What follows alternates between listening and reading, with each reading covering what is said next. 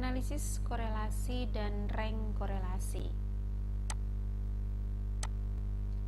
Pengertian dari analisis korelasi itu adalah, korelasi itu sendiri adalah istilah statistik yang menyatakan derajat hubungan linier antara dua variabel atau lebih. Jadi di dalam analisis korelasi itu adalah cara untuk mengetahui ada tidaknya hubungan antar variabel. Di dalam analisis korelasi nanti akan dibahas apakah data sampel yang ada itu menyediakan bukti bahwa ada hubungan antara variabel-variabel dan populasi asal sampel. Dan jika ada hubungan, seberapa kuat hubungan antar variabel tersebut. Ada beberapa cara untuk menentukan atau menganalisis hubungan antar variabel, yaitu dengan yang pertama adalah dari koefisien korelasinya, koefisien penentu, dan analisis regresi. Oke, yang pertama adalah tentang koefisien korelasi. Koefisien korelasi itu sendiri adalah koefisien yang menggambarkan tingkat keeratan hubungan linier antar dua variabel atau lebih. Nilai koefisien itu hanya antara negatif 1 sampai dengan 0. Ya, negatif 1 sampai dengan 0. Nilai R terbesar itu adalah plus 1 dan nilai R terkecil itu adalah min 1, dimana R kalau nilainya plus 1 itu menunjukkan hubungan positif sempurna, sedangkan R itu kalau nilainya sama dengan negatif 1 itu menunjukkan hubungan negatif sempurna. Jadi koefisien korelasi bila mempunyai nilai koefisien korelasinya 1 dan atau negatif 1 itu, maka hubungan tersebut adalah sempurna. Dalam arti kejadian-kejadian pada variabel 1 akan dijelaskan atau bisa diprediksi oleh variabel lain tanpa terjadi yang namanya kesalahan atau error.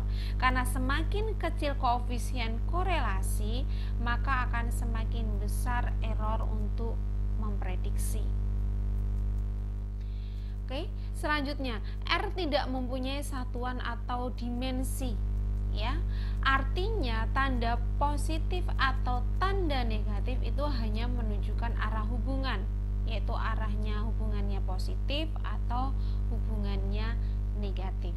Oke, kalau interpretasi nilai R itu sebenarnya ada tabelnya, ya. Ada 0 sampai dengan 1 karena kita mengabaikan tandanya, ya. Yaitu tanda itu hanya menunjukkan arah hubungan saja. Oke. Ada yang tidak berkorelasi dan 1 itu artinya berkorelasi sempurna. Oke, selanjutnya adalah korelasi product moment Partian. Jadi mencari koefisien korelasi dengan product moment Partian. Jadi metode yang paling dasar yang digunakan untuk mengetahui hubungan antar variabel yaitu dengan korelasi linier sederhana atau korelasi product moment Partian, di mana untuk menyatakan ada atau tidaknya hubungan antar variabel. Jadi di dalam korelasi product moment nanti kita gunakan untuk mengukur arah dan kekuatan hubungan antar variabel.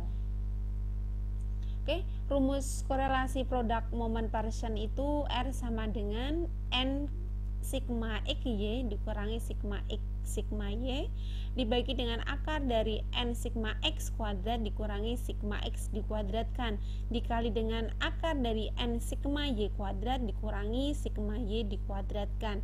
Oke, setelah kita ketemu R-nya, nilai dari korelasinya, maka kita akan melihat apakah antar variabel itu memiliki hubungan atau tidak, yaitu dengan cara membandingkan R hitung dengan R tabel.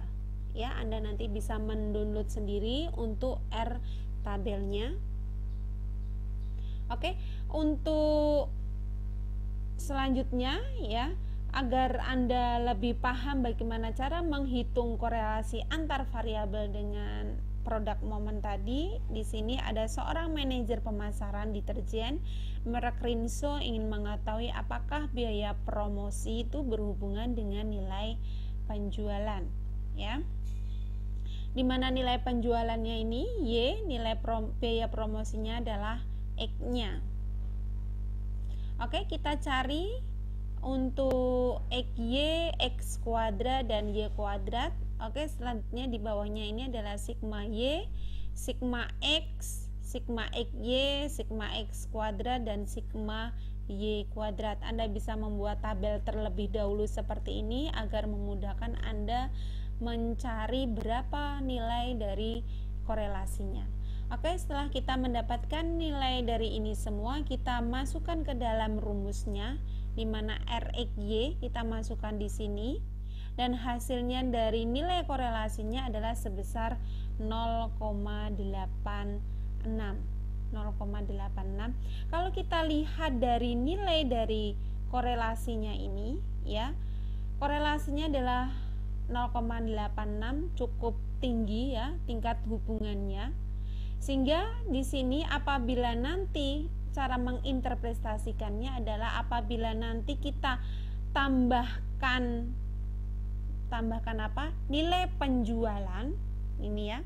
Kalau kita mendapatkan nilai penjualan, maka sehingga apabila nanti ya kita menambahkan nilai penjualan, maka akan mempengaruhi biaya promosi.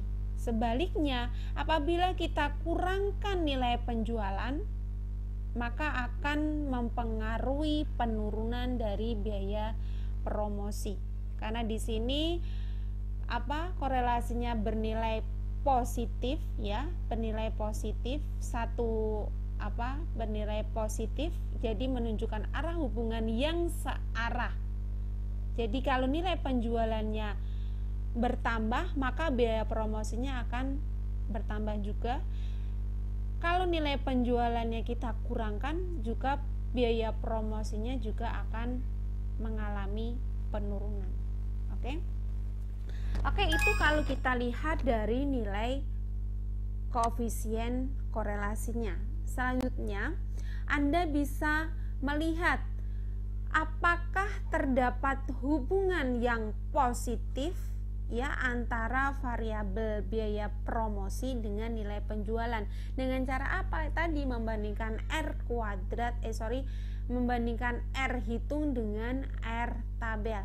Apabila R hitung kurang dari R tabel, maka H0 diterima. Sebaliknya, jika R hitung lebih besar dari R tabel, maka H0 ditolak atau HA yang diterima. Oke, tugas Anda adalah menyimpulkan apakah biaya promosi berhubungan dengan nilai penjualan.